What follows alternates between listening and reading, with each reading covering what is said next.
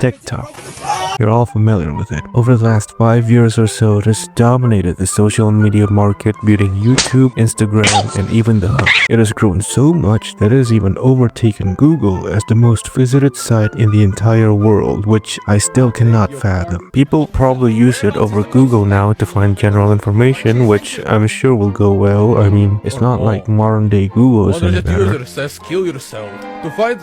Nowadays, TikTok is basically a social media like any other, but way back then, the perception of TikTok was different than what it is now. Back then, TikTok was perceived as cringeworthy, and if you remember what was on the app back then, I guess you can agree with that sentiment. It was mostly dances, lip syncs, and whatever the hell this is, but for me, one of the most memorable things about the old TikTok was the cringy ads. Back in the day, these things were everywhere, and I mean everywhere. Every time you want to watch a video on YouTube, you gotta sit through a TikTok ad. It was annoying, to be honest. I don't think you see them very often now because you probably already have the app installed. I mean, I think phones just have them pre-installed now. Back in the day, it was different. They didn't have all this international attention. They needed to grow, and of course, they needed to buy ad space everywhere, and these things became a meme of their own. Some big creators like Horyax Kenshin would react to some of these to their own dismay. These ads lingered for a while, but thankfully TikTok is so big now, I think they just completely stopped advertising their platform, because I think the knowledge of TikTok is just implanted to any newborn kid. The growth of TikTok was fast. It was initially released in 2016 by ByteDance, and it grew to be the most downloaded app on the App Store in just 2 years. And in another 2 years, it became an international hit. Your grandparents are probably scrolling on that app 24/7. The growth of TikTok can really be caused by two reasons: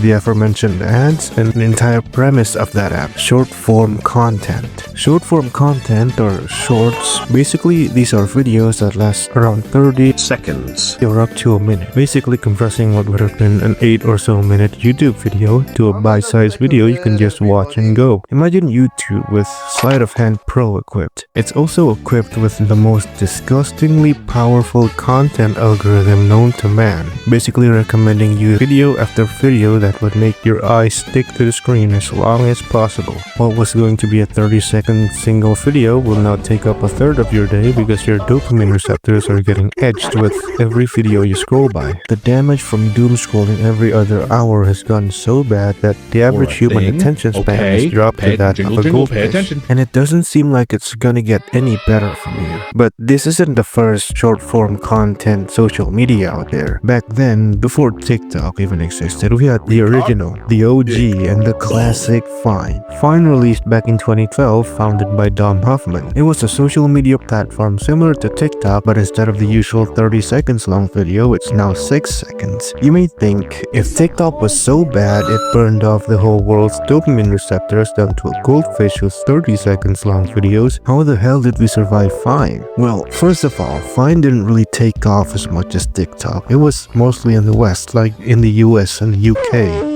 And second, Vine didn't have a crazy algorithm like TikTok where it tries to keep you on the app every chance it gets. So there you go. Vine acted more like a competition to Instagram at the time, but also pioneered in short-form video sharing, pushing Instagram to support video sharing a year after its release. The same year of its release, it was bought by Twitter for $30 million and ran golden for around 4 years, where it unfortunately got discontinued.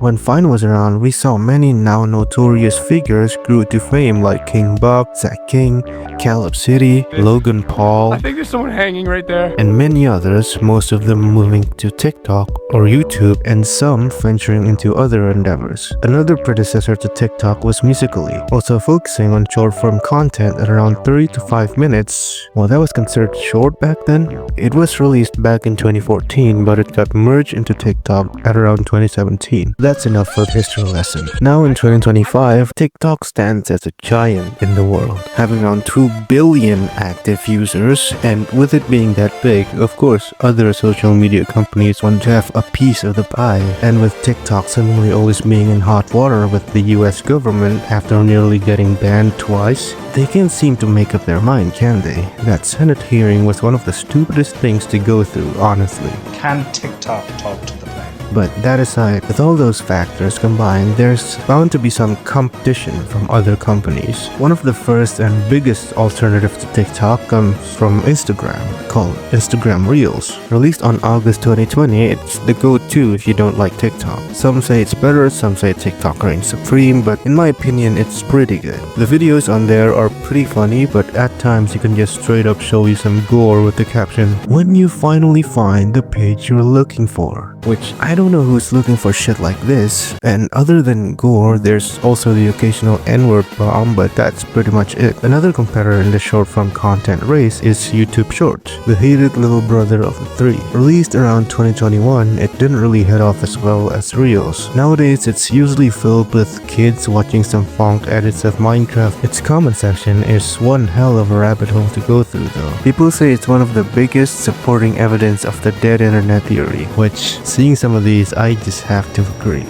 The influence TikTok has had is remarkable, making other social media platforms scramble to put out their own short-form content platform, even pushing some platforms like Spotify releasing their own short-form video platform called Clips, where artists can upload videos with their music on it. Not only that, it's now also become really apparent that other platforms also try to mimic TikTok's UI, typically having two bottom bars with two options on each side and a big plus to upload your own videos, sort of like a quick draw to open the camera and upload your video. The choice of this UI isn't bad per se, but I feel like it's kind of getting old seeing basically the same UI from app to app. The only app that doesn't really copy the UI is Twitter, but I mean, who wants to be on Twitter really?